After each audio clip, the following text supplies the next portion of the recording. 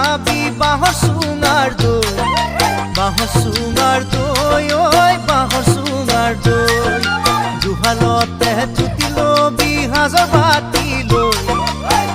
বাতি লৈ ঐ সাজৰ বাতি